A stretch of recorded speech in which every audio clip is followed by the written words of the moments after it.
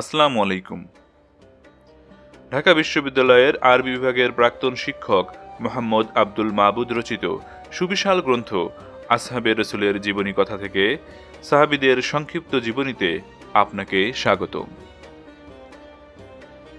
সাহাবীদের পরিচয় জানা, তাদের গুণাবলী, জীবন ব্যবস্থা সম্পর্কে জানা আর সাহাবীদের চোখে নবী করিম সাল্লাল্লাহু আলাইহি ওয়াসাল্লামের জীবনী জানার মাধ্যম হতে পারে আসহাবে রসুলের জীবনী কথা বইটি। নবীজি আর সাহাবীদের জীবন ব্যবস্থা থেকে শিক্ষা নিয়ে জীবনে পরিবর্তন আনার লক্ষ্যে আমাদের আজকের আয়োজন। বইটির প্রকাশক বাংলাদেশ ইসলামিক সেন্টার। আজকের প্রথম পাঠে আমরা জানব মহানবী সাল্লাল্লাহু আলাইহি ওয়াসাল্লামের কাছে প্রথম ইসলাম গ্রহণকারী নবীপত্নী খাদিজা বিনতু খুয়াইলিদ রাদিয়াল্লাহু আনহার জীবনী। তার আগে বইটির ভূমিকা পাঠ করে নেই। আপনারা চাইলে ভিডিও স্ক্রাবার বার অথবা ডেসক্রিপশনে দেওয়া টাইম কোড থেকে ভূমিকাটি স্কিপ করে যেতে পারেন। তাহলে দেরি না করে শুরু করি আসহাবে রসুলের জীবনী কথার ভূমিকা। বিসমিল্লাহির রহমানির রহিম। সাহাবা কারা?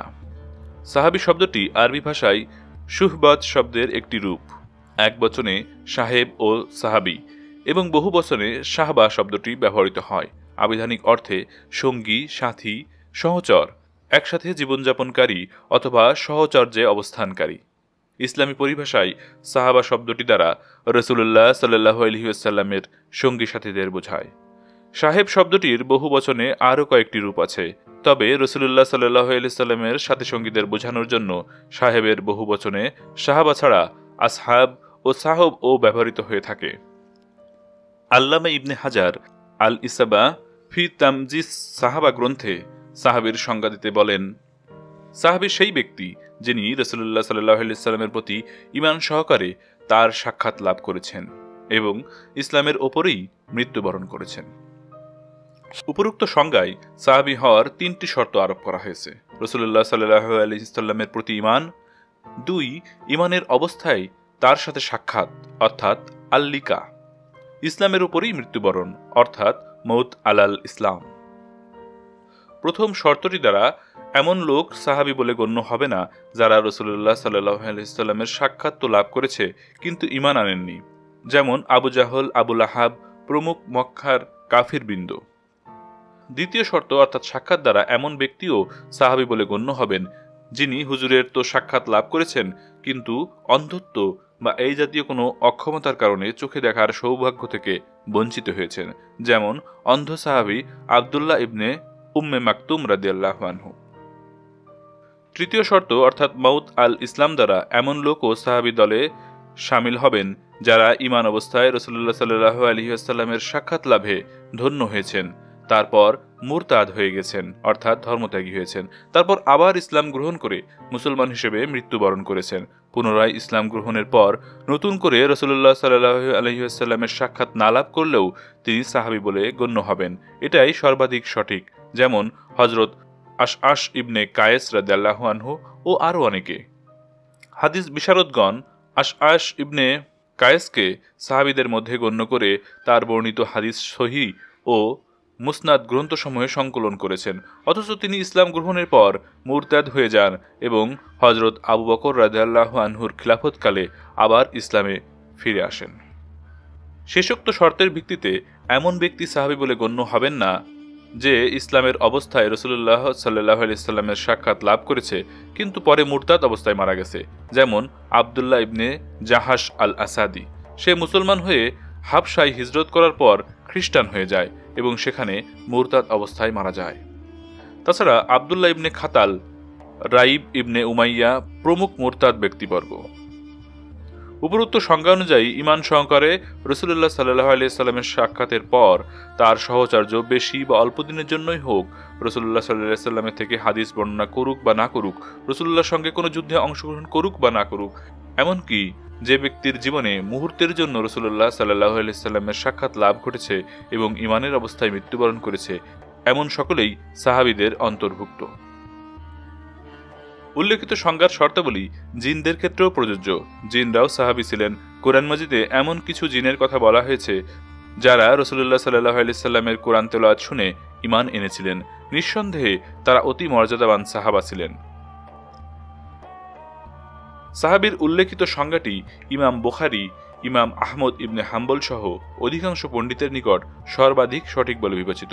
অবশ্য সাহাবীর সংজ্ঞার ক্ষেত্রে আরও কয়েকটি অপ্রসিদ্ধ মতামতও আছে, যেমন কেউ কেউ সাক্ষাতের স্থলে চোখে দেখার শর্ত আরোপ করেছেন, কিন্তু তাতে এমন সব ব্যক্তি বাদ পড়ে যাবেন যারা মুমিন হওয়া সত্ত্বেও অন্ধত্বের কারণে রাসূলুল্লাহ সাল্লাল্লাহু আলাইহি ওয়াসাল্লামকে চোখে দেখার সৌভাগ্য থেকে বঞ্চিত হয়েছেন। ইসলামী বিশেষজ্ঞগণ এ ব্যাপারে একমত যে রাসূলুল্লাহ সাল্লাল্লাহু আলাইহি ওয়াসাল্লামের সহচর্য বা সুহবত এমন একটি মর্যাদা যার সমকক্ষ আর কোনো মর্যাদা মুসলমানদের জন্য নেই। সুহবতের মর্যাদা ছাড়াও দ্বীনের ভিত্তিকে শক্তিশালী ও মজবুত করা, ইসলামের তাবলীগ ও শরীয়তের খিদমতের ক্ষেত্রে কঠোর শ্রমদান ও আত্মত্যাগের কারণে প্রতিটি মুসলমানদের কাছে সাহাবে কিরামের একটি পবিত্র মর্যাদা আছে। এ কারণে কোনো কোনো আলিমের মতে সাহাবীদেরকে হেয় প্রতিপন্নকারী ব্যক্তি জিন্দিক, আবার কারো মতে এটা একটা শাস্তিযোগ্য অপরাধ। সাহাবীদের মর্যাদা। সাহাবীদের পরস্পরের মধ্যে মর্যাদা হিসেবে স্তর ভেদ থাকতে পারে, কিন্তু পরবর্তী যুগের কোনো মুসলমানই তা নিয়ে যত বড় জ্ঞানী, গুণী ও সাধক হন না কেন, কেউই একজন সাধারণ সাহাবীর মর্যাদাও লাভ করতে পারে না। এ ব্যাপারে কোরআন, সুন্নাহ এবং ইজমা একমত। এই সাহাবীরাই আল্লাহর রাসূল সাল্লাল্লাহু আলাইহি ওয়াসাল্লাম ও তার উম্মতের মধ্যে প্রথম মধ্যসূত্র। পরবর্তী উম্মত আল্লাহর কালাম, পবিত্র কোরআন, কোরআনের ব্যাখ্যা, আল্লাহর রসুলের পরিচয়, তার শিক্ষা, আদর্শ, মোট কথা দিনের সবকিছুই একমাত্র তাদের সূত্রে, তাদেরই মাধ্যমে জানতে পেরেছে। সুতরাং এই প্রথম সূত্র উপেক্ষা করলে, বাদ দিলে অথবা তাদের প্রতি অবিশ্বাস সৃষ্টি হলে দিনের মূল ভিত্তি ধসে পড়ে, কোরআন ও হাদিসের প্রতি অবিশ্বাস দানা বেঁধে ওঠে। হাফেজ ইবনে আবদিল বার সাহাবীদের মর্যাদা বর্ণনা প্রসঙ্গে বলেন, রাসূলুল্লাহ সাল্লাল্লাহু আলাইহি ওয়াসাল্লাম সুহবত ও তার সুন্নতের হেফাজত ও ইয়াসাতের দুর্লভ মর্যাদা আল্লাহ তাআলা এই সব মহান ব্যক্তির ভাগ্যে লিখে রেখেছেন। এ কারণেই তারা খায়রুল কুরুন ও খায়রুল উম্মাতিনের মর্যাদার অধিকারী হয়েছেন। কোন কোন সাহাবীর জীবদ্দশায় রাসূল সাল্লাল্লাহু আলাইহি ওয়াসাল্লাম তাদেরকে জান্নাতের সুসংবাদ দিয়েছেন। তবে মুসলিম পণ্ডিতদের অনেকে সাহাবীদের সকলেই জান্নাতি বলে অভিমত ব্যক্ত করেছেন। ইবনে হাজার আল ইসামা গ্রন্থে স্পেনের ইমাম ইবনে হাজামের মন্তব্য উদ্ধৃত করেছেন। তিনি বলেন, আস-সাহাবাতু কুল্লুহুম মিন আহলিল জান্নাতি কাতআন, সাহাবীদের সকলেই নিশ্চিতভাবে জান্নাতি। রাসূল সাল্লাল্লাহু আলাইহি ওয়াসাল্লাম তার সাহাবীদের গালি দেওয়া বা হেয় প্রতিপন্ন করার উদ্দেশ্যে সমালোচনা করতে নিষেধ করেছেন। সাহাবী চিনবার উপায়। প্রশ্ন হতে পারে, কে সাহাবী আর কে সাহাবী নয়, তা কিভাবে নির্ণয় করতে হবে? রিজাল ও হাদিস শাস্ত্র বিশারদগণ এ ব্যাপারে কতিপয় মূলনীতির অনুসরণ করেছেন। প্রথমত, খবরে তাওয়াতুর অর্থাৎ একজন মানুষ সম্পর্কে যখন প্রতিটি যুগের অসংখ্য মানুষ বর্ণনা বা সাক্ষ্য দেবে যে তিনি সাহাবী।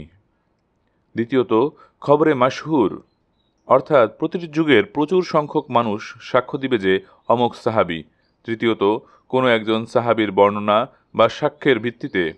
চতুর্থত, কোনো একজন প্রখ্যাত তাবেঈর বর্ণনা বা সাক্ষ্যের ভিত্তিতে। পঞ্চমত, কেউ নিজেই যদি দাবি করেন আমি সাহাবী, সেক্ষেত্রে দুটি বৈশিষ্ট্য তার মধ্যে আছে কিনা দেখতে হবে। এক, আদালত বা ন্যায়নিষ্ঠতা, এটি সাহাবীদের বিশেষ গুণ। সাহাবিয়াতের দাবিদার ব্যক্তির মধ্যে এই গুণটি অবশ্যই থাকতে হবে। আর দ্বিতীয় হচ্ছে মুয়াসিয়াত বা সমসাময়িকতা। সাহাবীদের যুগ শেষ হয়েছে হিজরি 110 সনে, কারণ রাসূল সাল্লাল্লাহু আলাইহি ওয়াসাল্লাম তার ইন্তেকালের 1 মাস পূর্বে বলেছিলেন, আজ এই পৃথিবীতে যারা জীবিত আছে, আজ থেকে 100 বছর পরে তারা কেউ জীবিত থাকবে না। সুতরাং হিজরি 110 সনের পরে কেউ জীবিত থাকলে এবং সে সাহাবী বলে দাবি করলে রিজাল শাস্ত্র বিশারদগণ তাকে সাহাবী বলে মেনে নেননি। সাহাবীদের সংখ্যা। সাহাবীদের সংখ্যা যে কত তা সঠিকভাবে নির্ণয় করা যায় না। ইমাম আবু জার আল রাজি বলেছেন, রাসূল সাল্লাল্লাহু আলাইহি ওয়াসাল্লাম যখন ইন্তেকাল করেন তখন যারা তাকে দেখেছেন এবং তার কথা শুনেছেন এমন লোকের সংখ্যা নারী পুরুষ মিলে 1,00,000-এরও ওপরে। তাদের প্রত্যেকেই রাসূলুল্লাহ সাল্লাল্লাহু আলাইহি সাল্লাম এর হাদিস বর্ণনা করেছেন। তাহলে যে সকল সাহাবী কোনো হাদিস বর্ণনা করেননি তাদের সংখ্যা যে কত বিপুল তা সহজেই অনুমেয়। আবু জাররার একথা সমর্থন পাওয়া যায় বুখারী ও মুসলিমে বর্ণিত হযরত কাব ইবনে মালিকের একটি বক্তব্য দ্বারা। তিনি তাবুক অভিযান বর্ণনা প্রসঙ্গে বলেছেন, মানুষের সংখ্যা অনেক, কোনো দফতর বা দিওয়ান তা গণনা করতে পারবে না। সাহাবীদের যথাযথ হিসেব কোনোভাবেই সম্ভব নয়, কারণ রাসূলুল্লাহ সাল্লাল্লাহু আলাইহি সাল্লামের জীবনের শেষ দিকে মানুষ দলে দলে ইসলাম গ্রহণ করে তার হাতে বাইয়াত হয়। কেউ কেউ বলেছেন হিজরি 10ম সনে মক্কা এবং তায়েফে একজনও অমুসলিম ছিল না। সকলে ইসলাম গ্রহণ করে বিদায় হজে অংশগ্রহণ করে, এমনকি আরবের বহু গোত্র সম্পূর্ণরূপে মুসলমান হয়ে যায়। তাদের অধিকাংশ ছিল মরুবাসী। তাদের হিসেব সংরক্ষণ করা কোনোভাবেই সম্ভব ছিল না। তাছাড়া হযরত আবু বকর রাদিয়াল্লাহু আনহুর আমলে ভণ্ড নবী ও ধর্মদ্রোহিতার বিরুদ্ধে অভিযানে অসংখ্য সাহাবী শাহাদাত বরণ করেন। তাদের অনেকের পরিচয় ধরে রাখা সম্ভব হয়নি।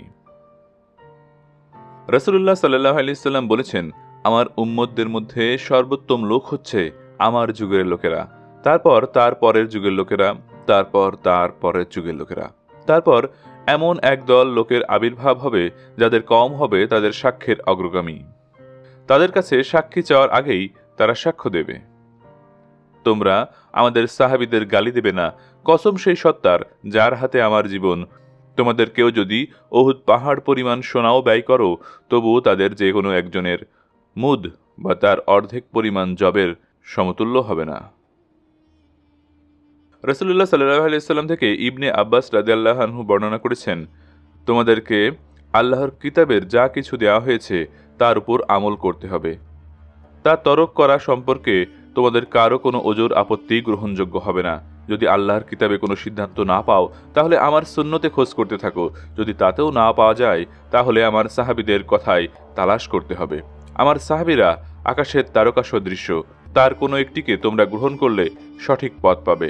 আর আমার সাহাবীদের পারস্পরিক ইখতিলাফ বা মতপার্থক্য তোমাদের জন্য রহমত স্বরূপ। মিশকাত শরীফে একটি হাদিস বর্ণিত আছে, রাসূল সাল্লাল্লাহু আলাইহি সাল্লাম বলেছেন, আমার উম্মতের মধ্যে একটি ফিরকাই নিশ্চিত জান্নাতি হবে। জিজ্ঞেস করা হলো, তারা কে? বললেন, যারা আমার ও আমার সাহাবীদের আদর্শের ওপর প্রতিষ্ঠিত থাকবে। অন্য একটি হাদিসে রাসূল সাল্লাল্লাহু আলাইহি সাল্লাম বলেছেন, আমার উম্মতের মধ্যে সাহাবীদের স্থান তেমন যেমন খাবারের মধ্যে লবণের স্থান। সাহাবীদের সমাজ ছিল একটি আদর্শ মানব সমাজ। তাদের কর্মকাণ্ড মানব জাতির জন্য একটি উৎকৃষ্টতম নমুনা স্বরূপ। জীবনের প্রতিটি ক্ষেত্রে তাদের সততা, বিশ্বস্ততা, ভদ্রতা, আত্মত্যাগ ও সদাচরণ তুলনাবিহীন। তারা ছিলেন একে অপরের প্রতি শ্রদ্ধা ও সহানুভূতিশীল। গরিব ও মুহতাজ শ্রেণীর প্রয়োজন ও চাহিদাকে তারা সবসময় অগ্রাধিকার দিতেন। বীরত্ব ও সাহসিকতায় তারা ছিলেন নজিরবিহীন। রাসূলুল্লাহ সাল্লাল্লাহু আলাইহি সাল্লামের ইত্তেবা বা অনুসরণ ছিল তাদের জীবনের মূল লক্ষ্য। তাদের জীবন মরণ উভয় ছিল ইসলামের জন্য। মোট কথা, ঈমান ও বিশ্বাস তাদের সামগ্রিক যোগ্যতাকে আলোকিত করে দিয়েছিল। তারা খুব অল্প সময়ে বিশ্বের সর্বাধিক অংশ প্রভাবিত করেছিল। তাদের সামরিক ও সাংগঠনিক যোগ্যতার ভুরি ভুরি নজির ইতিহাসের পাতায় বিদ্যমান। সাহাবা একরামের আদর্শ সমাজের অনুরূপ সমাজ যদি আমরা গড়তে চাই, আমাদের অবশ্যই তাদের সম্পর্কে জানতে হবে, তাদের মত, চারিত্রিক বৈশিষ্ট্য ও যোগ্যতা অর্জন করতে হবে। বর্তমানে মুসলিম উম্মার মধ্যে কুরআনী সমাজ গড়ার যে চেতনা দেখা যাচ্ছে, তাকে সঠিক লক্ষ্যের দিকে নিয়ে যেতে হলে সাহাবীদের জীবনীর ব্যাপক চর্চা হওয়া দরকার। তাদের জীবন থেকে এই দিক নির্দেশনা নিতে হবে। কিন্তু দুঃখজনক হলেও সত্য যে বাঙালি মুসলমান সমাজে সাহাবীদের জীবনের চর্চা খুব কম হয়। এখানে পীর আউলিয়ার জীবনের কাল্পনিক কিস্সা কাহিনী যে পরিমাণ আলোচিত হয়, তার ক্রিয়দংশও সাহাবীদের জীবনীর আলোচনায় হয় না। পরিশেষে পাঠকবৃন্দ, এই লেখা থেকে বিন্দুমাত্র উপকৃত হলে আমার কষ্ট সার্থক বলে মনে করব। কোথাও কোনো ভুল ত্রুটি পরিলক্ষিত হলে তা আমার গোচরে আনার জন্য পাঠকদের প্রতি অনুরোধ জানাচ্ছি। প্রকাশনার সাথে জড়িত ভাই কামরুল ইসলাম সহ সকলের প্রতি আমার কৃতজ্ঞতা প্রকাশ করছি। আল্লাহ পাক আমার এই সামান্য পরিশ্রমটুকু কবুল করুন, আমিন। মোহাম্মদ আব্দুল মাবুদ, আরবি বিভাগ, ঢাকা বিশ্ববিদ্যালয়। খাদিজা বিনতু খুয়াইলিদ রাদিয়াল্লাহু আনহা। নাম তার খাদিজা, কুনিয়াত উম্মু হিন্দ এবং লকব তাহিরা। পিতা খুয়াইলিদ, মাতা ফাতিমা বিনতু জাইদ। জন্ম আমুল ফিল বা হস্তিবর্ষের 15 বছর আগে মক্কা নগরীতে। পিতৃবংশের ঊর্ধ্বপুরুষ কুশাইয়ের মাধ্যমে রাসূলুল্লাহ সাল্লাল্লাহু আলাইহি সাল্লামের নসবের সাথে তার নসব মিলিত হয়েছে। জাহিলি যুগেই পুত পবিত্র চরিত্রের জন্য তাহিরা উপাধি লাভ করেন। রাসূলুল্লাহ সাল্লাল্লাহু আলাইহি সাল্লাম ও খাদিজা রাদিয়াল্লাহু আনহার মধ্যে ফুফু ভাতিজার দূর সম্পর্ক ছিল। এই কারণে নবুয়ত লাভের পর খাদিজা রাদিয়াল্লাহু আনহা রাসূলুল্লাহ সাল্লাল্লাহু আলাইহি সাল্লামকে তার চাচাতো ভাই ওয়ারাকা ইবনে নাউফিলের কাছে নিয়ে যান। আপন ভাতিজার কথা শুনুন।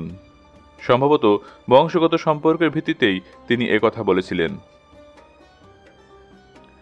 পিতা খুয়াইলিদ তৎকালীন আরব সমাজের বিশিষ্ট তাওরাত ও ইনজিল বিশেষজ্ঞ ওয়ারাকা ইবনে নাউফিলকে খাদিজার বর নির্বাচন করেছিলেন, কিন্তু কেন যে তা বাস্তবে রূপ লাভ করেনি সে সম্পর্কে ঐতিহাসিকেরা নীরব। শেষ পর্যন্ত আবু হালা ইবনে জাররাহ আত-তামিমির সাথে তার প্রথম বিয়ে হয়। জাহিলি যুগেই তার মৃত্যু হয়। আবু হালার মৃত্যুর পর আতিক বিন আবিদ আল মাখজুমির সাথে তার দ্বিতীয় বিয়ে হয়। তবে কাতাদা সূত্রে জানা যায় তার প্রথম স্বামী আতিক, অতঃপর আবু হালা। ইবনে ইসহাকও এই মত সমর্থন করেছেন বলে ইউনুস ইবনে বুকাইর বর্ণনা করেছেন। খাদিজার পিতা খুয়াইলিদ ইবনে আসাদ ছিলেন ফিজার যুদ্ধে নিজ গোত্রের কমান্ডার। তিনি ছিলেন বহু সন্তানের জনক। প্রথম পুত্র হিজাম। এই হিজামের পুত্র প্রখ্যাত সাহাবী হাকিম জাহিলি যুগে মক্কার দারুন নাদওয়ার পরিচালনাভার গ্রহণ করেছিলেন। দ্বিতীয় সন্তান হযরত খাদিজা। তৃতীয় সন্তান আওয়াম, প্রখ্যাত সাহাবী হযরত জুবাইর রাদিয়াল্লাহু আনহুর পিতা। রাসূলুল্লাহ সাল্লাল্লাহু আলাইহি সাল্লামের ফুপু এবং হযরত হামজার আপন বোন হযরত সাফিয়া রাদিয়াল্লাহু আনহা ছিলেন আওয়ামের স্ত্রী এবং জুবাইরের মা। সাফিয়া ছিলেন খাদিজার ছোট ভাইয়ের বউ। চতুর্থ সন্তান হালা। তিনি ছিলেন রাসূলুল্লাহ সাল্লাল্লাহু আলাইহি সাল্লামের মেয়ে হযরত জয়নাব রাদিয়াল্লাহু আনহুর স্বামী আবুল আস ইবনে রাবির মা। আবুল আস রাসূলুল্লাহ সাল্লাল্লাহু আলাইহি সাল্লামের বড় জামাই। পঞ্চম সন্তান রুকাইয়া। 5 ভাই বোনের মধ্যে হিজাম, আওয়াম এবং রুকাইয়া ইসলামের আবির্ভাবে আগেই মারা যায়। হযরত খাদিজা ও হালা ইসলাম গ্রহণের সৌভাগ্য লাভ করেছিলেন। খাদিজার পিতার মৃত্যু কখন হয়েছিল সেই সম্পর্কে মতভেদ আছে। কেউ বলেছেন ফিজার যুদ্ধে মারা যান। ইমাম সুহাইলির মতে ফিজার যুদ্ধের আগেই মারা যান, তখন খাদিজার বয়স 35। কারো কারো মতে রাসূলুল্লাহ সাল্লাল্লাহু আলাইহি সাল্লামের বিয়ের পর তিনি মারা যান। পিতা বা স্বামীর মৃত্যু যে কোনো কারণেই হোক, কুরাইশ বংশের অনেকের মতো খাদিজাও ছিলেন একজন বড় ব্যবসায়ী। ইবনে সাদ তার ব্যবসা সম্পর্কে বলেছেন, খাদিজা ছিলেন অত্যন্ত সম্মানিত ও সম্পদশালী ব্যবসায়ী মহিলা। তার বাণিজ্য সম্ভার সিরিয়ায় যেত এবং তার একার পণ্য কুরাইশদের সকলের পণ্যের সমান হতো। ইবনে সাদের এই মন্তব্য দ্বারা খাদিজার ব্যবসায়ের পরিধি উপলব্ধি করা যায়। অংশীদারি বা মজুরির বিনিময়ে যোগ্য লোক নিয়োগ করে তিনি দেশ বিদেশে মাল কেনাবেচা করতেন। রাসূলুল্লাহ সাল্লাল্লাহু আলাইহি সাল্লাম তখন 25 বছরের যুবক। তার মধ্যে চাচা আবু তালিবের সাথে বা একাকী কয়েকটি বাণিজ্য সফরে গিয়ে ব্যবসায় সম্পর্কে যথেষ্ট অভিজ্ঞতা অর্জন করে ফেলেছেন। ব্যবসায়ে তার সততা ও আমানতদারির কথা মক্কার মানুষের মুখে মুখে ছড়িয়ে পড়েছে। সবার কাছে তিনি তখন আল আমিন। তার সুনামের কথা খাদিজার কানেও পৌঁছেছে। বিশেষত তার ছোট ভাই বউ সাফিয়ার কাছে আল আমিন মুহাম্মদ সাল্লাল্লাহু আলাইহি সাল্লাম সম্পর্কে বহু কথাই শুনে থাকবেন। হযরত খাদিজা রাদিয়াল্লাহু আনহা একবার কেনাবেচার জন্য সিরিয়ায় পণ্য পাঠাবার চিন্তা করলেন। যোগ্য লোকের সন্ধান করছেন। এই প্রসঙ্গে ওয়াকিদি থেকে জারকানির বর্ণনা। আবু তালিব মুহাম্মদ সাল্লাল্লাহু আলাইহি সাল্লামকে ডেকে বললেন, ভাতিজা, আমি একজন দরিদ্র মানুষ। সময়টাও খুব সংকটজনক। মারাত্মক দুর্ভিক্ষের কবলে আমরা নিপতিত। আমাদের কোনো ব্যবসায় বা অন্য কোনো উপায় উপকরণ নেই। তোমার গোত্রের একটি বাণিজ্য কাফিলা সিরিয়া যাচ্ছে। খাদিজা তার পণ্যের সাথে পাঠানোর জন্য কিছু লোকের খোঁজ করছে। তুমি যদি তার কাছে যেতে, হয়তো তোমাকেই সে নির্বাচন করত। তোমার চারিত্রিক নিষ্কলুষতা তার জানা আছে। যদিও তোমার সিরিয়া যাওয়া আমি পছন্দ করি নে এবং ইয়াহুদীদের পক্ষ থেকে তোমার জীবনের আশঙ্কা করি, তবুও এমনটি না করে উপায় নেই। জবাবে রাসূলুল্লাহ সাল্লাল্লাহু আলাইহি সাল্লাম বললেন, সম্ভবত সে নিজেই লোক পাঠাবে। আবু তালিব বললেন, হয়তো অন্য কাউকে সে নিয়োগ করে ফেলবে। চাচা ভাতিজার এই সংলাপের কথা খাদিজার কানে গেল। তিনি রাসূলুল্লাহ সাল্লাল্লাহু আলাইহি সাল্লামের নিকট লোক পাঠালেন। উল্লেখ আছে যে কৈশোরে একবার রাসূলুল্লাহ সাল্লাল্লাহু আলাইহি সাল্লামের চাচার সাথে সিরিয়া গিয়েছিলেন। তখন পাদ্রী বুহাইরা রাসূলুল্লাহ সাল্লাল্লাহু আলাইহি সাল্লাম সম্পর্কে আবু তালিবকে সতর্ক করে দিয়েছিলেন। উপরোক্ত বর্ণনায় আবু তালিব সেই দিকেই ইঙ্গিত করেছেন। খাদিজা লোক মারফত রাসূলুল্লাহ সাল্লাল্লাহু আলাইহি সাল্লামের কাছে প্রস্তাব পাঠালেন, তিনি যদি ব্যবসায়ের দায়িত্ব নিয়ে সিরিয়া যান, অন্যদের তুলনায় খাদিজা তাকে দ্বিগুণ মুনাফা দেবেন। মুহাম্মদ সাল্লাল্লাহু আলাইহি সাল্লাম রাজি হলেন। খাদিজা রাদিয়াল্লাহু আনহার পণ্য সামগ্রী নিয়ে তার বিশ্বস্ত দাস মাইসারাকে সঙ্গে করে মুহাম্মদ সাল্লাল্লাহু আলাইহি সাল্লাম চললেন সিরিয়া। পথে এক গির্জার পাশে একটি গাছের ছায়ায় বসে আছেন তিনি। গির্জার পাদ্রী এগিয়ে গেলেন মাইসারার দিকে, জিজ্ঞেস করলেন, গাছের নিচে বিশ্রামরত লোকটি কে? মাইসারা বললেন, মক্কার হারেমবাসী কুরাইশ গোত্রের একটি লোক। পাদ্রী বললেন, এখন এই গাছের নিচে যিনি বিশ্রাম নিচ্ছেন তিনি একজন নবী ছাড়া আর কেউ নন।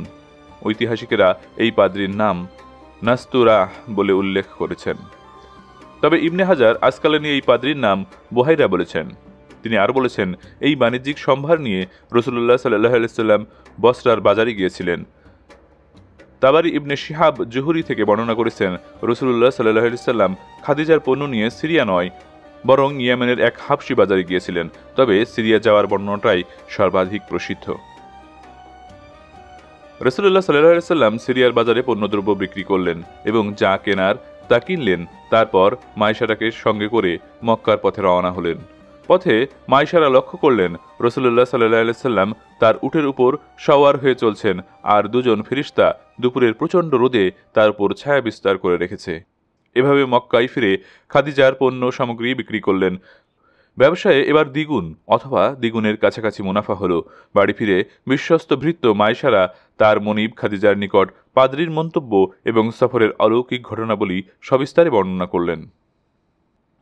হযরত খাদিজা রাদিয়াল্লাহু আনহা ছিলেন এক বিচক্ষণ ও বুদ্ধিমতী ভদ্র মহিলা।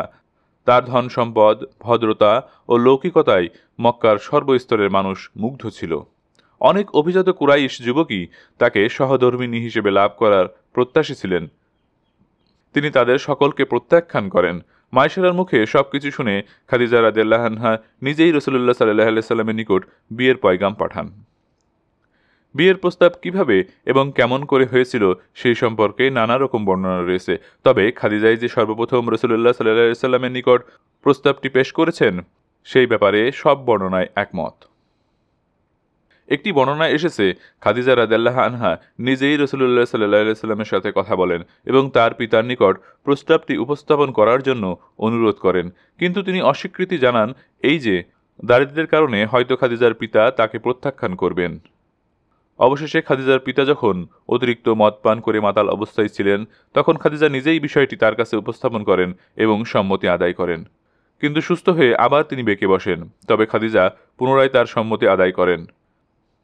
অন্য এক বর্ণনায় এসেছে, হযরত ইয়ালার স্ত্রী ও খাদিজার বান্ধবী নাফিজা বিনতু মানিয়া এ ব্যাপারে পুরো উদ্যোগ গ্রহণ করেন। তিনিই সর্বপ্রথম খাদিজার পক্ষ থেকে রাসূলুল্লাহ সাল্লাল্লাহু আলাইহি ওয়াসাল্লামের নিকট এভাবে প্রস্তাব পেশ করেন, আপনাকে যদি ধন সম্পদ, সৌন্দর্য ও জীবিকার নিশ্চয়তার দিকে আহ্বান জানানো হয়, আপনি কি গ্রহণ করবেন?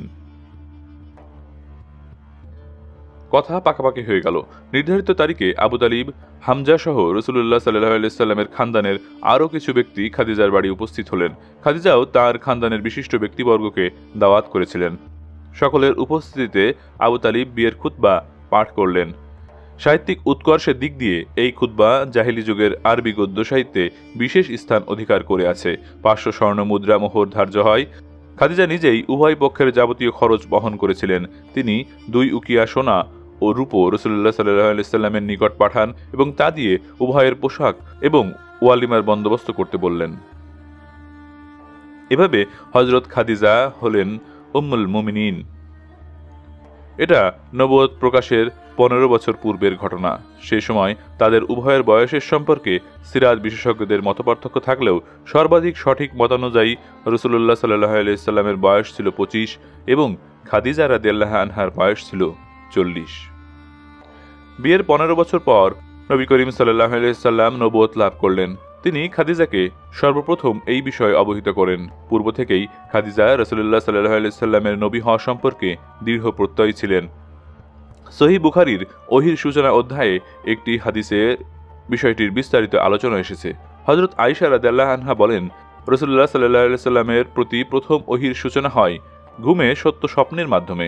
স্বপ্নে যা কিছু দেখতেন তা সকালবেলায় সূর্যের আলোর ন্যায় প্রকাশ পেত। তারপর নির্জনে থাকতে ভালোবাসতেন। খানাপিনা সঙ্গে নিয়ে হীরা গুহায় চলে যেতেন। সেখানে একাধারে কয়েকদিন ইবাদতে মশগুল থাকতেন। খাবার শেষ হয়ে গেলে আবার খাদিজার কাছে ফিরে আসতেন। খাদ্যদ্রব্য নিয়ে আবার গুহায় ফিরে যেতেন। এ অবস্থায় একদিন তার কাছে সত্যের আগমন হলো। ফিরিস্তা এসে তাকে বললেন, আপনি পড়ুন। তিনি বললেন, আমি তো পড়ালেখা জানি না। ফিরিস্তা তাকে এমন জোরে চেপে ধরলেন যে তিনি কষ্ট অনুভব করলেন। ছেড়ে দিয়ে আবার বললেন, পড়ুন। তিনি আবারও বললেন, আমি পড়ালেখার লোক নই। ফিরিস্তা দ্বিতীয় এবং তৃতীয়বারও তার সাথে প্রথমবারের মতোই আচরণ করলেন। অবশেষে বললেন, পড়ুন আপনার প্রতিপালকের নামে, যিনি সৃষ্টি করেছেন মানুষকে জমাট রক্তপিণ্ড থেকে। রাসূলুল্লাহ সাল্লাল্লাহু আলাইহি সাল্লাম ভয়ে কাঁপতে কাঁপতে ঘরে ফিরলেন। খাদিজাকে ডেকে বললেন, আমাকে কম্বল দিয়ে ঢেকে দাও, কম্বল দিয়ে ঢেকে দাও। তিনি ঢেকে দিলেন। তার ভয় দূর হয়ে গেল। তিনি খাদিজার নিকট পুরো ঘটনা খুলে বললেন এবং নিজের জীবনের আশঙ্কার কথা ব্যক্ত করলেন। খাদিজা বললেন, না, তা কখনো হতে পারে না। আল্লাহর কসম, তিনি আপনাকে লাঞ্ছিত করবেন না। আপনি আত্মীয়তার বন্ধন সুদৃঢ়কারী, গরিব দুঃখীর সাহায্যকারী, অতিথিপরায়ণ এবং মানুষের বিপদে সাহায্যকারী। অতঃপর খাদিজা রাদিয়াল্লাহু আনহা রাসূলুল্লাহ সাল্লাল্লাহু আলাইহি সাল্লামকে সঙ্গে করে তার চাচাতো ভাই ওয়ারাকা ইবনে নাওফিলের নিকট নিয়ে যান। সেই জাহেলি যুগে তিনি খ্রিস্ট ধর্ম গ্রহণ করেছিলেন। হিব্রু ভাষায় ইনজিল কিতাব লিখতেন। তিনি বৃদ্ধ ও দৃষ্টিহীন। খাদিজা রাদিয়াল্লাহু আনহা বললেন, শুনুন তো আপনার ভাতিজা কি বলেন। তিনি জিজ্ঞেস করলেন, ভাতিজা, তোমার বিষয়টা কি? রাসূলুল্লাহ সাল্লাল্লাহু আলাইহি সাল্লাম পুরো ঘটনা বর্ণনা করলেন। শুনে ওয়ারাকা বললেন, এ তো সেই নামুস, আল্লাহ যাকে মূসা আলাইহিস সালামের নিকট পাঠিয়েছেন। আফসোস, সেদিন যদি আমি জীবিত ও সুস্থ থাকতাম, যেদিন তোমার দেশবাসী তোমাকে দেশ থেকে তাড়িয়ে দেবে। রাসূলুল্লাহ সাল্লাল্লাহু আলাইহি সাল্লাম জিজ্ঞেস করলেন, এরা আমাকে দেশ থেকে বের করে দেবে? তিনি বললেন, হ্যাঁ, তুমি যা নিয়ে এসেছো, যখনই কোনো ব্যক্তি তা নিয়ে এসেছে, সারা দুনিয়া তার বিরোধী হয়ে গেছে। যদি সে সময় পর্যন্ত আমি বেঁচে থাকি, তোমাকে সব ধরনের সাহায্য করব। বুখারী প্রথম খণ্ড। এ ঘটনার অল্প কিছুদিনের মধ্যে ওয়ারাকার মৃত্যু হয়। ইসলাম গ্রহণের পর হযরত খাদিজা তার সকল ধন সম্পদ তাবলীগের দ্বীনের লক্ষ্যে ওয়াকফ করেন। রাসূলুল্লাহ সাল্লাল্লাহু আলাইহি সাল্লাম ব্যবসা বাণিজ্য ছেড়ে আল্লাহর ইবাদত এবং ইসলাম প্রচারে আত্মনিয়োগ করেন। সংসারের সকল আয় বন্ধ হয়ে যায়। সেই সাথে বাড়তে থাকে খাদিজার দুশ্চিন্তা।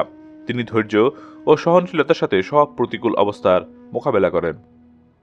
আল ইয়াস্তিয়াব গ্রন্থে বর্ণিত হয়েছে, মুশরিকদের থেকে প্রত্যাখ্যান ও অবিশ্বাসের কারণে রাসূলুল্লাহ সাল্লাল্লাহু আলাইহি সাল্লাম যে ব্যথা অনুভব করতেন, খাদিজার কাছে এলে তা দূর হয়ে যেত। কারণ তিনি রাসূলুল্লাহ সাল্লাল্লাহু আলাইহি সাল্লামকে সান্ত্বনা দিতেন, সাহস ও উৎসাহ যোগাতেন। তার সব কথাই তিনি বিনা দ্বিধায় বিশ্বাস করতেন।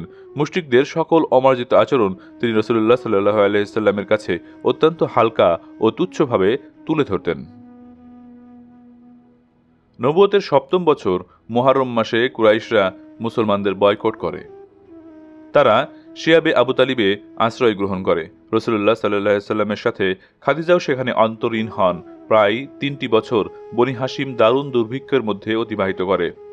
গাছের পাতা ছাড়া জীবন ধারণের আর কোনো ব্যবস্থা তাদের ছিল না। স্বামীর সাথে খাদিজাও হাসি মুখে সেই কষ্ট সহ্য করেন। এমন দুর্দিনে হযরত খাদিজা রাদিয়াল্লাহু আনহা নিজের প্রভাব খাটিয়ে বিভিন্ন উপায়ে কিছু খাদ্য খাবারের ব্যবস্থা মাঝে মাঝে করতেন। তার ৩ ভাতিজা হাকিম ইবনে হিজাম, আবুল বুখতারি ও জুমার ইবনুল আশওয়াদ, তারা সকলেই ছিলেন কুরাইশ নেতৃবৃন্দের অন্যতম। অমুসলিম হওয়া সত্ত্বেও তারা বিভিন্নভাবে মুসলমানদের কাছে খাদ্যশস্য পাঠানোর ব্যাপারে বিশেষ ভূমিকা পালন করেন। একদিন হাকিম ইবনে হিজাম তার চাকরের মাধ্যমে ফুফু খাদিজা রাদিয়াল্লাহু আনহার কাছে কিছু গম পাঠাচ্ছিলেন। পথে আবু জাহাল বাধা দেয়। হঠাৎ আবুল বুখতারি সেখানে উপস্থিত হন। তিনি আবু জাহালকে বললেন, এক ব্যক্তি তার ফুফুকে সামান্য খাদ্য পাঠাচ্ছে, তুমি তা বাধা দিচ্ছ? নামাজ ফরজ হওয়ার হুকুম নাজিল হয়নি। হযরত খাদিজা রাদিয়াল্লাহু আনহা ঘরের মধ্যে রাসূলুল্লাহ সাল্লাল্লাহু আলাইহি সাল্লামের সাথে সেই প্রথম থেকেই নামাজ আদায় করতেন। ইবনে ইসহাক উল্লেখ করেছেন, একদিন আলী রাদিয়াল্লাহু আনহু দেখতে পেলেন তারা দুজন অর্থাৎ নবী সাল্লাল্লাহু আলাইহি সাল্লাম ও খাদিজা রাদিয়াল্লাহু আনহা নামাজ আদায় করছেন। আলী রাদিয়াল্লাহু আনহু জিজ্ঞেস করলেন, মুহাম্মদ এ কি? রাসূলুল্লাহ সাল্লাল্লাহু আলাইহি সাল্লাম তখন নতুন দিনের দাওয়াত আলী রাদিয়াল্লাহু আনহুর কাছে পেশ করলেন এবং একথা কাউকে বলতে নিষেধ করলেন। এই বর্ণনা দ্বারা বোঝা যায় উম্মতে মুহাম্মাদীর সাল্লাল্লাহু আলাইহি সাল্লামের মধ্যে সর্বপ্রথম খাদিজা রাদিয়াল্লাহু আনহা রাসূলুল্লাহ সাল্লাল্লাহু আলাইহি সাল্লামের সাথে নামাজ আদায়ের গৌরব অর্জন করেন। আফিক আল কিন্দি নামক এক ব্যক্তি কিছু কেনাকাটার জন্য মক্কায় এসেছিলেন। হযরত আব্বাস রাদিয়াল্লাহু আনহুর বাড়িতে অবস্থান করেছিলেন তিনি। একদিন সকালে লক্ষ্য করলেন এক যুবক কাবার কাছে এসে আসমানের দিকে তাকালো, তারপর কিবলামুখী হয়ে দাঁড়ালো। একজন কিশোর এসে তার পাশে দাঁড়িয়ে গেল। তারপর এলো এক মহিলা, সেও তাদের দুজনের পেছনে দাঁড়ালো। তারা নামাজ শেষ করে চলে গেল। দৃশ্যটি আফিফ কিন্দি দেখলেন। আব্বাসকে তিনি বললেন, বড় রকমের একটা কিছু ঘটতে যাচ্ছে। আব্বাস বললেন, হ্যাঁ, এ নওজোয়ান আমার ভাতিজা মোহাম্মদ, কিশোরটি আমার আরেক ভাতিজা আলী এবং মহিলাটি মোহাম্মদের স্ত্রী। আমার জানা মতে দুনিয়ায় তারা তিনজনই মাত্র এই নতুন ধর্মের অনুসারী। ইবনুল আসির বলেন, এই ব্যাপারে মুসলিম উম্মার ইজমা রয়েছে যে হযরত খাদিজা রাদিয়াল্লাহু আনহা রাসূলুল্লাহ সাল্লাল্লাহু আলাইহি সাল্লামের উপর সর্বপ্রথম ঈমান আনেন। ইসলাম গ্রহণের সময় তার বয়স হয়েছিল 50 বছর। তার ইসলাম গ্রহণের প্রভাব তার পিতৃকুলের লোকদের ওপরেও পড়ে। ইসলামের আবির্ভাবের সময় পিতৃকুল বনু আসাদ ইবনে আবদিল উজ্জার 15 জন বিখ্যাত ব্যক্তি জীবিত ছিলেন। তাদের 10 জনই ইসলাম গ্রহণ করেন, অন্য 5 জন কাফির অবস্থায় বদর যুদ্ধে নিহত হন।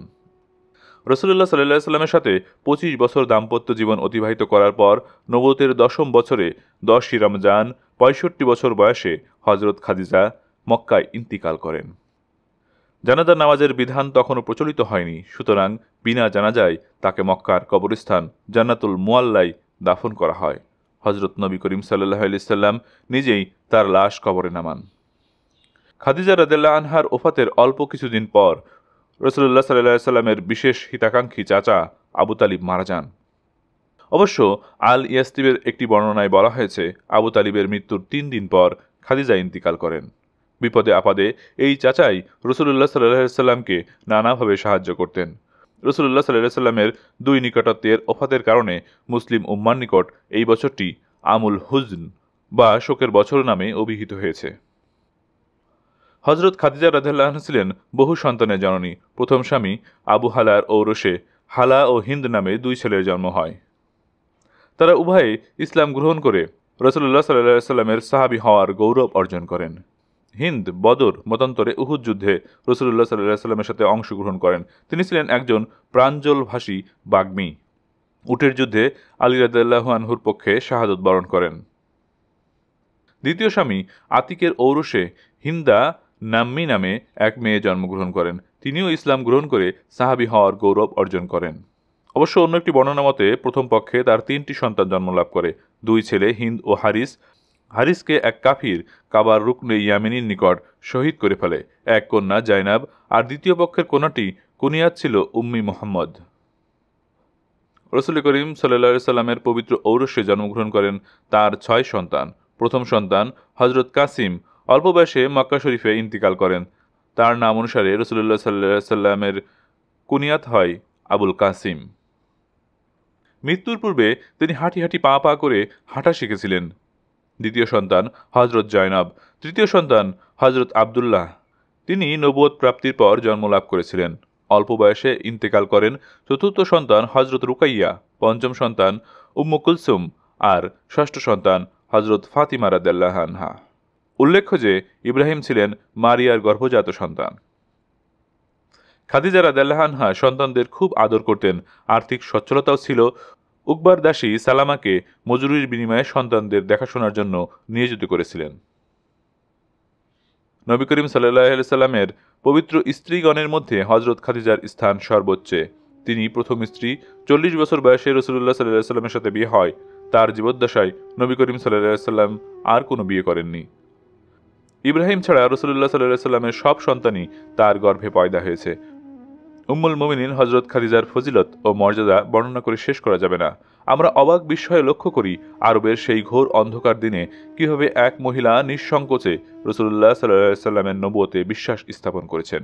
তার মনে বিন্দুমাত্র সন্দেহ ও সংশয় নেই সেই ওহী নাজিলের প্রথম দিনটি ওয়ারাকার নিকট গমন এবং রাসূলুল্লাহ সাল্লাল্লাহু আলাইহি সাল্লামের নবী হওয়া সম্পর্কে তার দৃঢ় প্রত্যয়, ঘোষণা সবকিছুই গভীরভাবে ভেবে দেখার বিষয়। রাসূলুল্লাহ সাল্লাল্লাহু আলাইহি সাল্লাম নবুয়ত লাভের পূর্ব থেকে খাদিজা যেন দৃঢ় প্রত্যয়ী ছিলেন তিনি নবী হবেন, তাই জিবরাইলের আগমনের পর ক্ষণিকের জন্যও তার মনে কোনো রকম ইতস্তত ভাব দেখা যায়নি। এতে তার গভীর দূরদৃষ্টি এবং তীক্ষ্ণ পর্যবেক্ষণ ক্ষমতা স্পষ্ট হয়ে ওঠে। নবুয়ত লাভের পূর্বে ও পরে সর্বদাই তিনি রাসূলুল্লাহ সাল্লাল্লাহু আলাইহি সাল্লামকে সম্মান করেছেন, তার প্রতিটি কথা বিশ্বাস করেছেন। 25 বছরের দাম্পত্য জীবনে মুহূর্তের জন্যও তার মনে কোনো প্রকার সন্দেহ দানা বাঁধতে পারেনি। সেই জাহিলি যুগেও তিনি ছিলেন পুত পবিত্র, কখনো মূর্তি পূজা করেননি। নবী করিম সাল্লাল্লাহু আলাইহি সাল্লাম একদিন তাকে বললেন, আমি কখনো লাত উজ্জার ইবাদত করব না। খাদিজা বলেছিলেন, লাত উজ্জার কথা ছেড়ে দিন, তাদের প্রসঙ্গই উত্থাপন করবেন না। নবুয়তে মুহাম্মদী সাল্লাল্লাহু আলাইহি সাল্লামের ওপর প্রথম বিশ্বাস স্থাপনকারী এবং তার সাথে প্রথম সালাত আদায়কারী শুধু তিনি নন, সেই ঘোর দুর্দিনে ইসলামের জন্য তিনি যে শক্তি জুগিয়েছেন চিরদিন তা অম্লান হয়ে থাকবে। ইসলামের সেই সূচনা লগ্নে প্রকৃতপক্ষে তিনি ছিলেন রাসূলুল্লাহ সাল্লাল্লাহু আলাইহি সাল্লামের পরামর্শদাত্রী। রাসূলুল্লাহ সাল্লাল্লাহু আলাইহি সাল্লামের সাথে বিয়ের পর সমস্ত সম্পদ তিনি স্বামীর হাতে তুলে দেন। যায়েদ বিন হারিসা ছিলেন তার প্রিয় দাস, তাকেও তিনি স্বামীর হাতে তুলে দেন। রাসূলুল্লাহ সাল্লাল্লাহু আলাইহি সাল্লাম যায়েদকে বেশি ভালোবাসতেন, তাই তাকে খুশি করার জন্য তাকে আজাদ করে দেন। মক্কার একজন ধনবতী মহিলা হওয়া সত্ত্বেও তিনি নিজ হাতে স্বামীর সেবা করতেন। একবার তিনি বর্তনে করে রাসূলুল্লাহ সাল্লাল্লাহু আলাইহি সাল্লামের জন্য কিছু নিয়ে আসছিলেন। হযরত জিবরাইল আলাইহিস সালাম রাসূলুল্লাহ সাল্লাল্লাহু আলাইহি সাল্লামকে বললেন, আপনি তাকে আল্লাহ তাআলা ও আমার সালাম পৌঁছে দিন। হযরত রাসূল করিম সাল্লাল্লাহু আলাইহি সাল্লাম প্রিয়তমা স্ত্রী খাদিজা রাদিয়াল্লাহু আনহার স্মৃতি তার মৃত্যুর পরেও ভোলেননি। তার মৃত্যুর পর বাড়িতে যখনই কোনো পশু জবাই হতো তিনি তালাশ করে তার বান্ধবীদের ঘরে ঘরে গোশত পাঠিয়ে দিতেন। আয়েশা রাদিয়াল্লাহু আনহা বলেন, যদিও আমি খাদিজা রাদিয়াল্লাহু আনহাকে দেখিনি তবুও তার প্রতি আমার ঈর্ষা হতো। অন্য কারো বেলায় কিন্তু এমনটি হতো না, কারণ নবী করিম সাল্লাল্লাহু আলাইহি সাল্লাম সব সময় তার কথা স্মরণ করতেন। মাঝে মাঝে হযরত আয়েশা রাদিয়াল্লাহু আনহা রাসূলুল্লাহ সাল্লাল্লাহু আলাইহি সাল্লামকে রাগিয়ে তুলতেন। রাসূলুল্লাহ সাল্লাল্লাহু আলাইহি সাল্লাম বলতেন, আল্লাহ আমার অন্তরে তার ভালোবাসা সৃষ্টি করেছেন। হযরত খাদিজা রাদিয়াল্লাহু আনহার ওফাতের পর তার বোন হালা একবার রাসূল করিম সাল্লাল্লাহু আলাইহি সাল্লামের সাথে সাক্ষাৎ করতে আসলেন। রাসূলুল্লাহ সাল্লাল্লাহু আলাইহি সাল্লাম তার কণ্ঠস্বর শুনে বলে উঠলেন, হালা এসেছো? রাসূলুল্লাহ সাল্লাল্লাহু আলাইহি সাল্লামের মানসপটে তখন খাদিজার স্মৃতি ভেসে উঠেছিল। আয়েশা রাদিয়াল্লাহু আনহা বলে ফেললেন, আপনি একজন বৃদ্ধার কথা মনে করছেন যিনি মারা গেছেন। আল্লাহ তার চেয়ে অনেক উত্তম স্ত্রী আপনাকে দান করেছেন। জবাবে নবী করিম সাল্লাল্লাহু আলাইহি সাল্লাম বললেন, কখনো না। মানুষ যখন আমাকে মিথ্যা বলে উড়িয়ে দিতে চেয়েছে সে তখন আমাকে সত্য বলে মেনে নিয়েছে। সবাই যখন কাফির ছিল তখন সে মুসলমান। কেউ যখন আমাকে সাহায্য করতে এগিয়ে আসেনি তখন সে আমাকে সাহায্য করেছে। তার গর্ভেই আমার সন্তান হয়েছে। আমরা মনে করি হযরত খাদিজার মূল্যায়ন এর চেয়ে আর বেশি কিছু হতে পারে না। হযরত খাদিজার ফজিলত সম্পর্কে বহু হাদিস বর্ণিত হয়েছে।